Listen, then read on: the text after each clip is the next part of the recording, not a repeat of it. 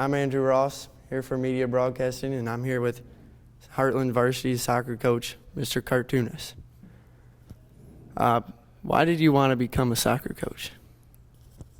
Well, I've always played soccer. I've played since I was 6. I did my first coaching gig was in high school. I coached U10 boys junior and senior year. So I always thought it would be something that would be fun to do and a way to keep my kind of hand in the game once I could no longer play it myself. Very nice. Very nice. How does coaching soccer and teaching intervene with each other? Well, I think they go together really well. I mean, it's a different kind of thing. It's a little more merit-based, especially at the varsity level, right? I can't always play everybody that's on the roster, whereas in the classroom, I'm trying to get everybody to the same level. But on the soccer field, I kind of have to do what I can to win games, right? But it's still an educational thing, and that I think there's a lot of lessons learned both out on the field, on the pitch, and also in the classroom. Very good, very good. What are some of your favorite memories while coaching here? Well, up near the top, of course, would have to be spring before last when the girls team won the state championship. That's been a goal kind of from the very beginning. Wasn't sure that was something that was ever going to happen, but the team really came together towards the end of the season and made a great run. And, of course, winning that game at Michigan State 4-0 over Troy Athens was huge and a lot of fun. It was fun to have a banquet after that where there was no last loss. Everything was just in a kind of a nice place, and everything was good. So a lot of fun to do that one. That's awesome. And then what are some of you and your team's goals for this season?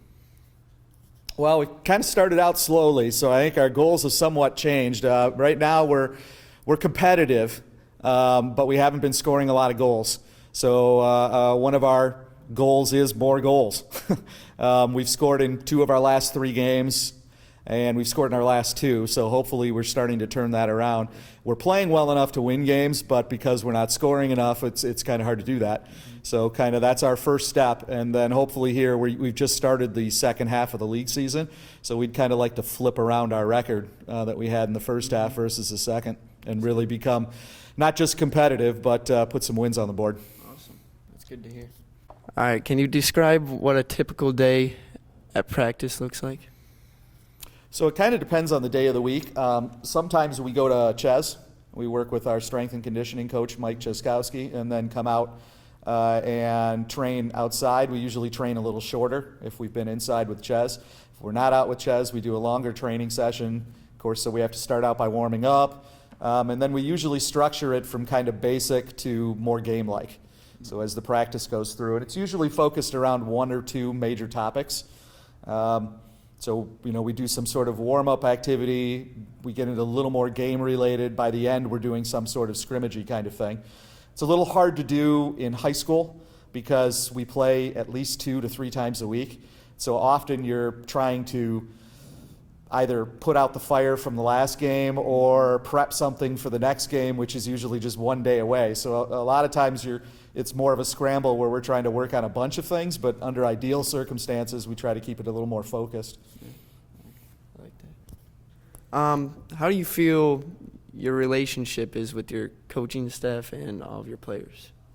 Well, I love working with the coaches, the ones I have now with Mike Janke on the boys' side, on the girls' side with Wade, Eric, and Helen.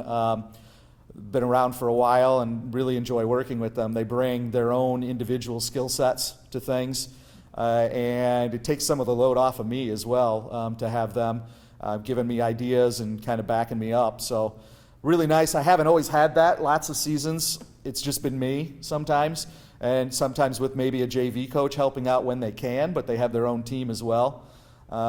So having assistants, really kind of spreads the load a bit, and I think really gives a better ending out to it because there's you can bring so many more ideas to it, and and more eyes on things too. I think is important. You can make more contacts with kids. Yeah. We've had a couple of big teams lately. I've got 25 this fall. The girls had 26 last spring, which are the 2 biggest teams I've had. So coaching this fall with the boys in 25, usually when I'm practicing, Coach Janke is with his team, so it's just me and 25. In the spring, when it was 26, but there were 3 of us, we could break down into smaller groups and take things and take it apart a little more, and that was really nice.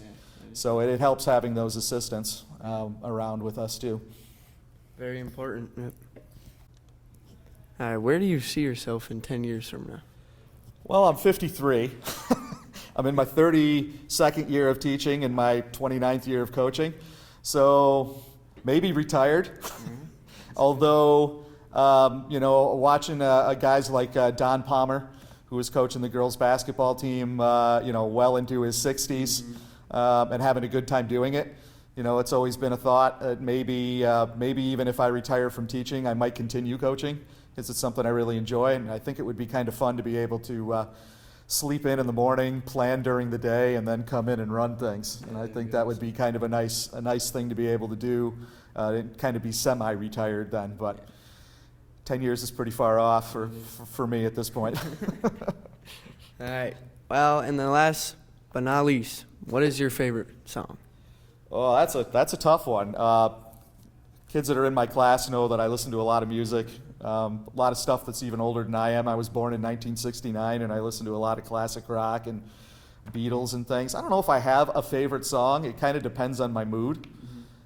Today in class, we're listening to Cat Stevens, and so that's kind of the mood right now. It's a little more quiet and mellow, but other days a lot of times it kind of depends on how our games have been going, and which playlist I pick up to kind of fit my mood, or if I need a pick-me-up, or if things didn't go well. The other day I played an angry playlist, and all day they were asking me why we listened to angry music, and I told them because didn't enjoy the game last night. And then a week later it was happy music playlist, and that was because we had won, and so we were excited, so. That's good. So a lot of different things, so I don't really have a favorite song. I'd say my favorite group is the Beatles, and always been a fan of John Lennon. In fact, my middle child, that's her middle name, is Lennon, because she was born on the anniversary of his death. So, so her middle name is Lennon. So That's really awesome. Yeah. All right. Well, thank you very much, All Mr. right. Cartoonist. Thank you.